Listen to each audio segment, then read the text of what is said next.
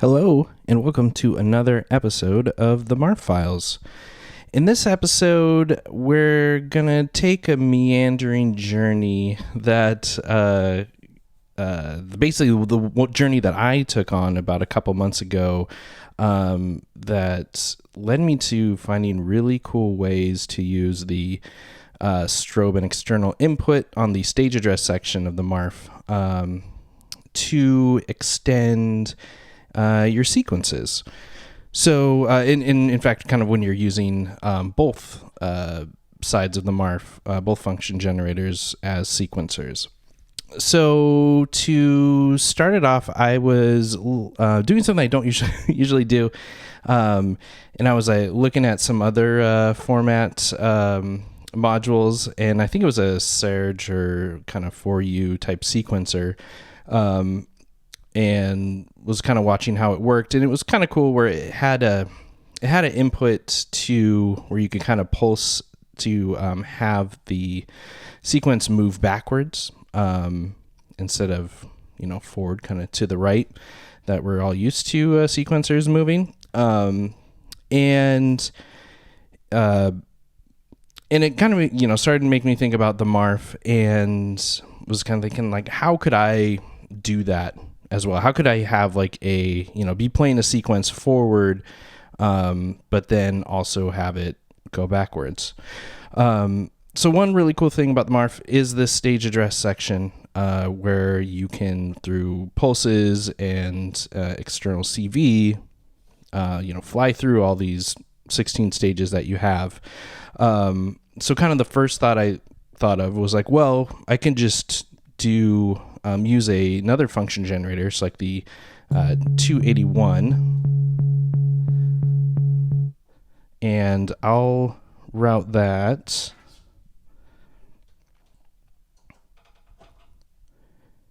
to the external input of this sequence, this side of the sequencer here. And if you, I guess to back up a little bit, how this works, if you put a CV voltage into the external input and press the switch down, then through the strobe pulse input, every time it gets a new pulse, it'll then read that voltage and it'll address to how high that voltage is, will kind of correlate to what step it's going to go to. You can also use, if you press up on this, you can get into continuous mode, and if you have the internal switch up, it's then going to read this knob. And I kind of mentioned this in the last, I think it was the last video, or no, maybe it was 2 videos ago with the clocking, with doing resets, where you could kind of set this knob to whatever stage you want to keep resetting, and send a pulse to it, and it'll kind of bounce back to that step. So in continuous mode, now it's just kind of free flowing with this knob, but if I put it in external, I can then put in the CV from the function generator, and we can see it's moving at a very fast rate, but it's moving the sequence backwards. So I'm gonna up the decay amount, and I'll turn this up a little bit so you can hear this.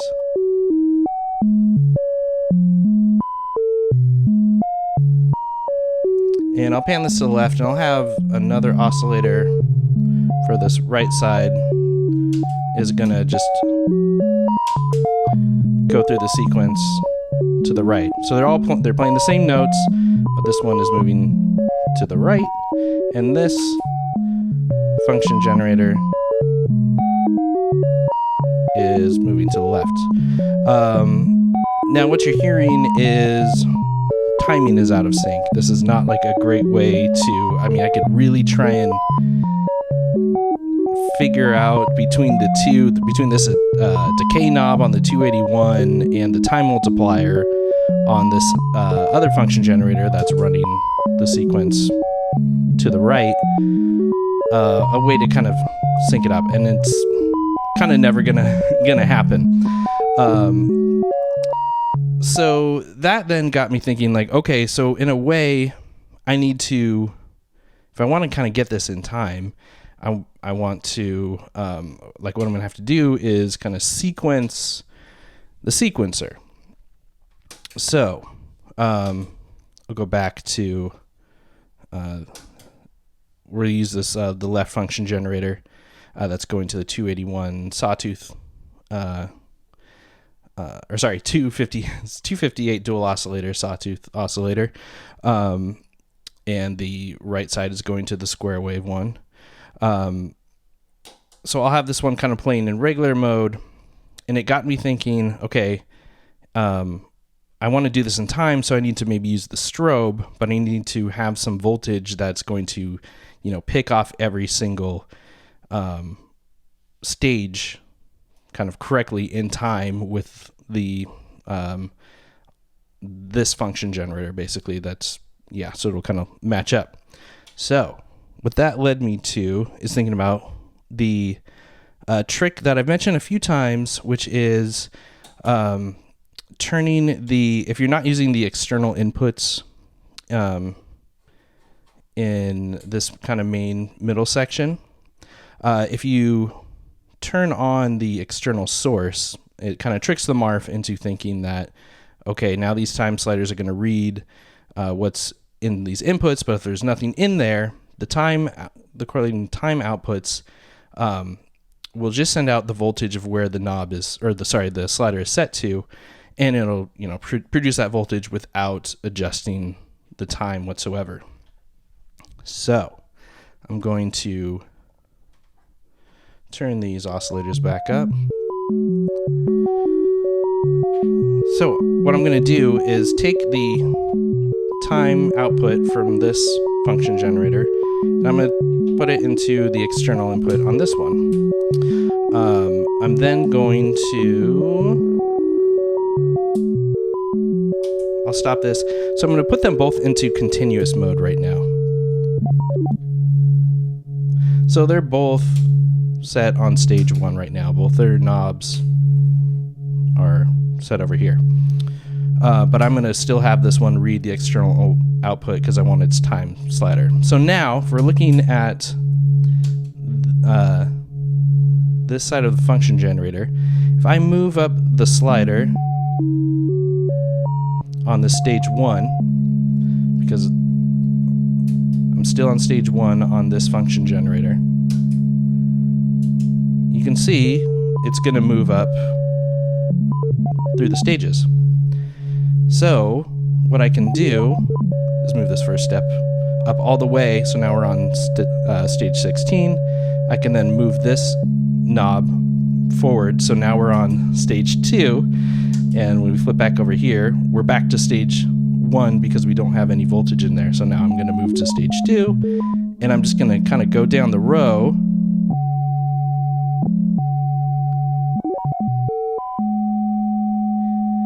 and punch in these voltages to sequentially decrease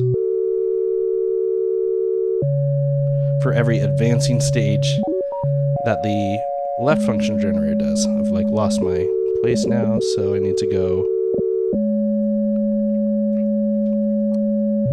to 11 there. This next one should be 10.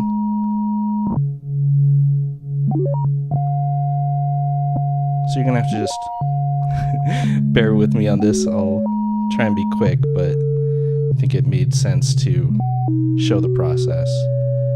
Now I've forgotten, I got 2 7s, so this needs to be 6, 5, 4, almost there. Oh, went too far. 3, 2, 1. Okay, so I think we've done it. So now if I sweep this back,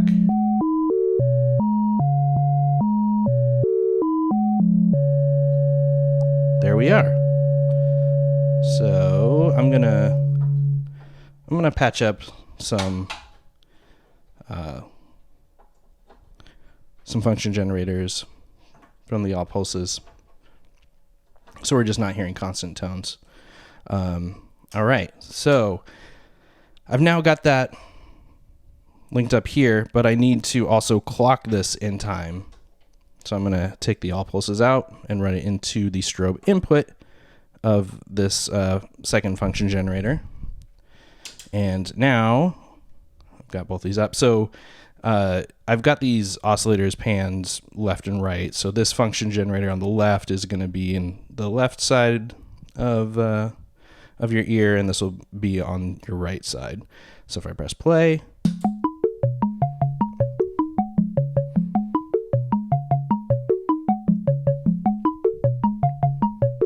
magic.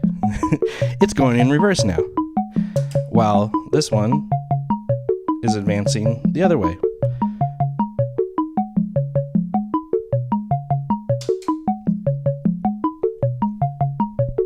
So I was psyched about this because yeah, I hadn't used this time slider kind of to specifically adjust for specific stages. And if I, to kind of give you a reference also, if you're going to try and kind of use the same setup, because one could be like, well, why don't you just use the time output, and you can adjust, kind of use that as a pitch source, and it's a really grainy output compared to the quantized output that's like much smoother. But yeah, it's just a way to kind of like extend your sequence a bit. We've kind of specifically having it run in a certain way. So, this was kind of like the first test of like, okay, cool, I can get a sequence to move backwards. And then it started making me think about like, well, it could be more prescriptive because, I've got this sequence that I, like this, let's just say, I've got this left side that I really like here. I like all the notes that I'm using and everything. But I could now just, instead of just having this go backwards, I could have it bounce kind of all around and find these specific notes I want to make a sequence out of. So we can kind of go back to square one, right?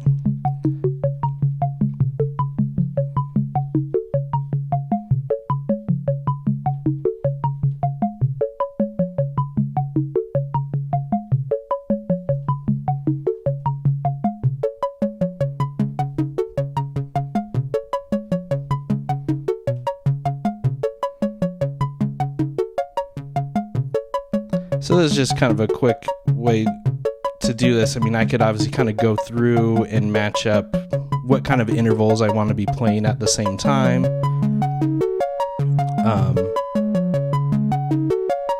But yeah, this is just kind of a quick way to show, be able to kind of compose a secondary sequence over your main sequence and have a separate oscillator do something different.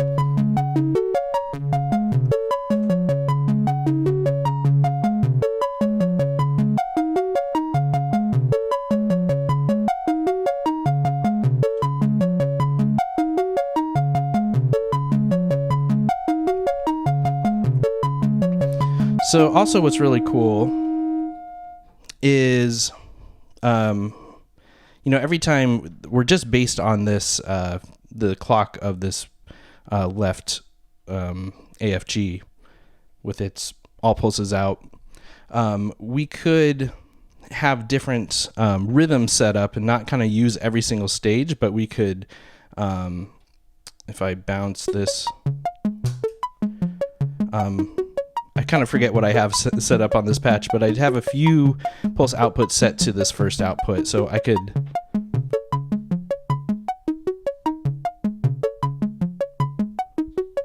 patch it over here. So now we're just pulsing these few times every time it hits these few pulse outputs instead of every stage. So you could kind of do that in time, maybe you're only, we could actually kind of, I'll set this up to where we could just do, like 1, 5, 9, and 13.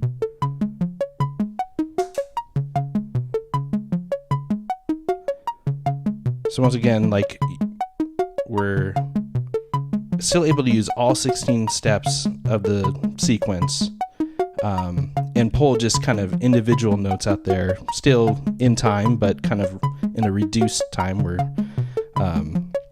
in a way, kind of clock dividing this sequence now and having these specific notes in there. Another cool thing is, if I kind of go back to where we're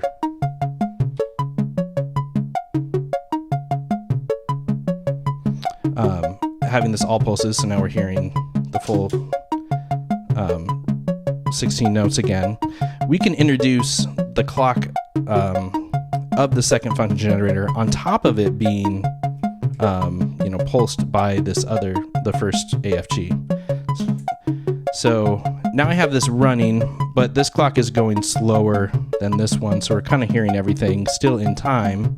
But if I push it up past this point that this time multiplier is, you can kind of hear this little these fluttery steps going. I'll push up faster.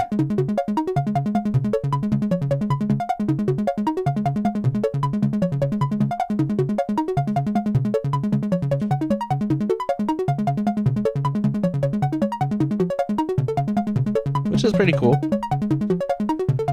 Another way to kind of extend this sequence further, and then you can kind of always go back to being in time with it by turning the multiplier off or past the time that this multiplier is at. You can also just press stop here too and go back to being completely in time. We could CV this as well. So if I were to, let's see if I can get this one going. So I'm going to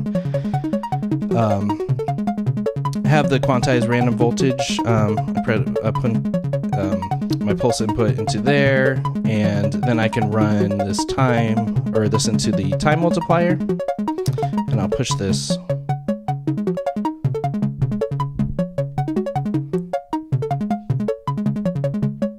So every time that this voltage goes high, I have the quantized random voltage set to its one state, which means it's just getting either going between 0 volts or 10 volts. So it's kind of going between being in step with this time multiplier or pushing the clock faster and having its own clock take over.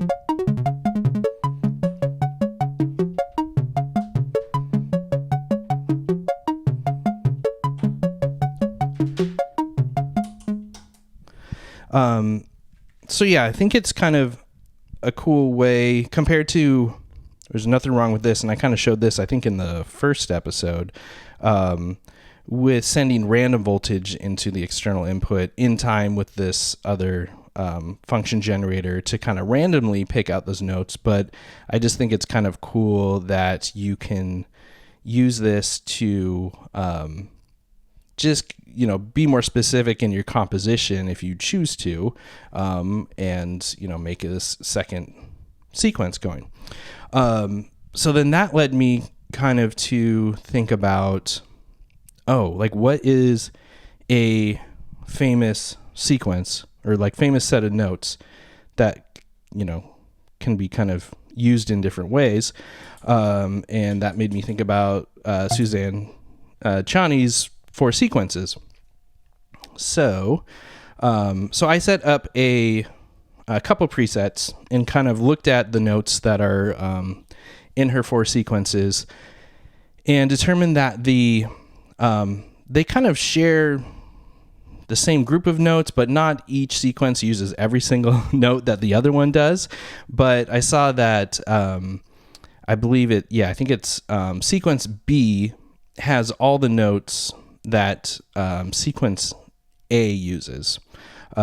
So I programmed sequence B up on the top main output voltages, and then went through and programmed the other sequence through the time sliders. So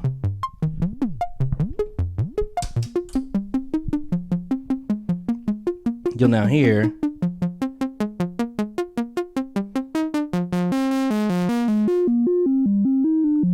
on the left side, you'll hear these notes, which, this is a preset, so these don't really follow these notes at all, or the slider positions at all. You'll hear her sequence B, which is pretty recognizable. And then if I then plug in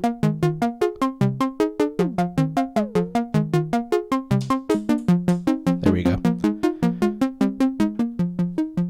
Now you hear sequence A down here, which is probably her most recognizable one. I feel like it's the sequence I hear the most when I see videos of her playing live currently. And since all the notes are kind of taken, or what's great about these sets of notes that she uses, she can just kind of interchange them and go back and forth, and they can be played at the same time.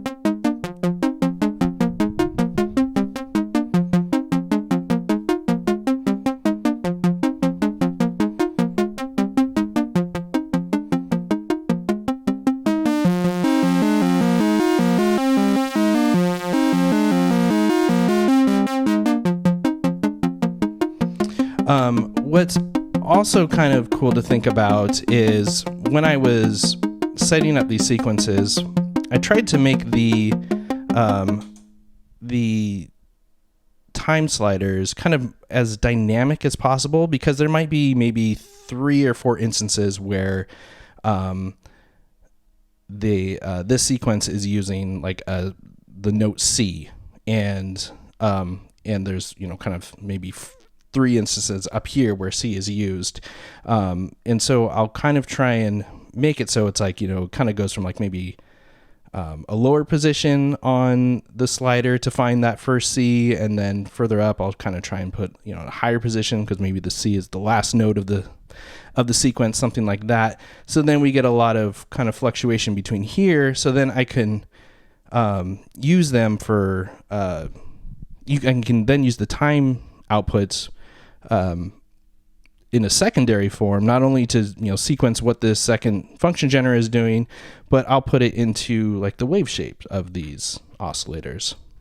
So I'm going to kind of cross things up. So I'll have the time from the right function generator go to the left function generators oscillators wave shape, and grab another cord or cable, and then I'll kind of cross that up. So now you can hear you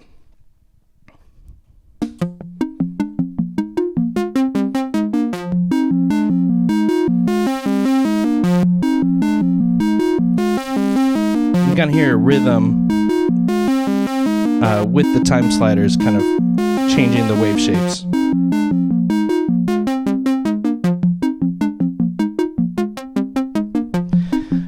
And this also then, just another factor of this, which you kind of heard when I first switched over to this the set of sequences, is we have the kind of overlap programming that I've mentioned a few times, where if you hold down display on one of the function generators and press the stage number switch over to the right, you get kind of blank slate of your middle program section. So you can kind of extend these things even further, which I'll do now.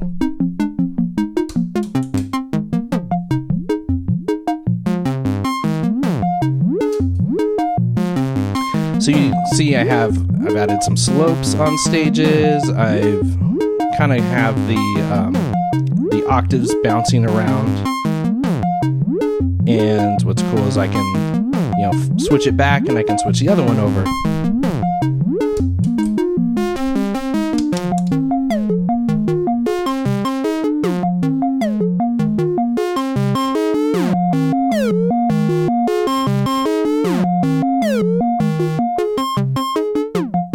Or they can both go to that side.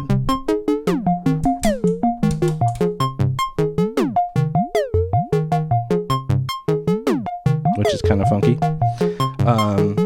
So yeah, just kind of cool to have an extra layer to play with this kind of thing, and then jump back and forth.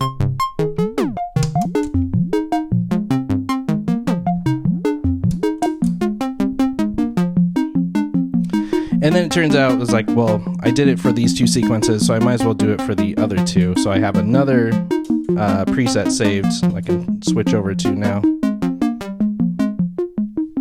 So now I believe this is the sequence D up here. And then this is the sequence C down here.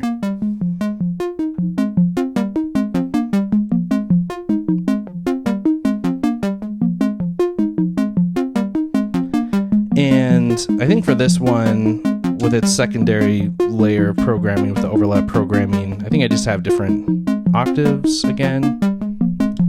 So I'll switch over this left function generator.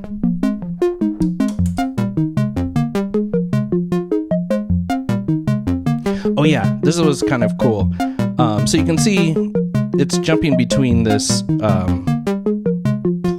and +6 kind of octave range, which is different from the middle section, or the other side of the overlap programming. But I'll switch this back. I did this by accident, but with the way I set up the time sliders and the notes that pull from this, when I switch this one over, I think it just stays in a high, this +6 octave range.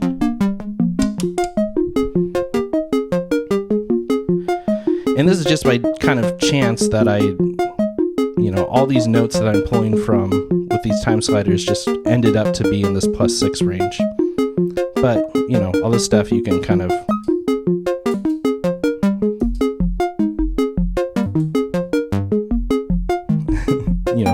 mess around with on the fly.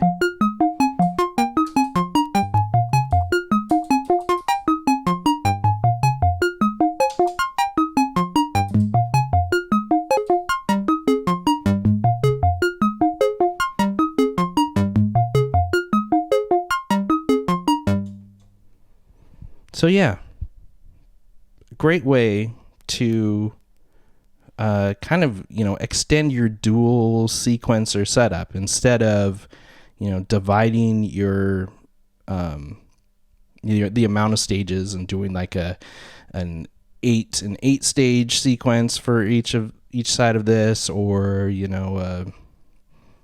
12 and 4 stage sequence. However you kind of mix it up. If you have a good 16-step sequence going, and you still want to play with that and have another kind of layer of sequencing going on, you can and have it be in time. Try this out. Use this time slider trick, and have its pulse output going to the strobe to build up a second layer of a sequence. And then have fun with your overlap programming as well. Don't forget to have that time range into the external section. And that's kind of it. So once again, thanks for following me down this journey. If you start using this, let me know. I think it's a pretty cool way to use this thing.